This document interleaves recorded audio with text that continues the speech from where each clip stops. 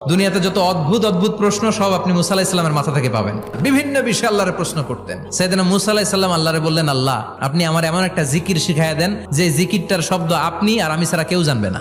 দিনে রাতে সব সময় এই জিকির আমি করব, আপনারে ডাকবো, কিন্তু শর্ত হলো এই জিকিরটা জানবে শুধু আপনি আর জানবো শুধু আমি। আল্লাহ বললেন, মুসা পড়ো লা ইলাহা ইল্লাল্লাহ।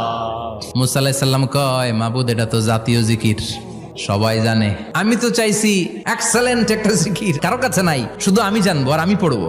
আল্লাহ বললেন, মুসা এই লা ইলাহাকে যদি এক পাল্লায় রেখে দাও, তাম বিশ্ব, 7 আকাশ 7 জমিনটারে তুলে যদি তুমি আরেক পাল্লায় রেখে দাও, লা রাজাহাত কাফাতু লা ইলাহা ইল্লাল্লাহ, মুহূর্তের মধ্যে লা ইলাহার পাল্লা ভারী হয়ে যাবে।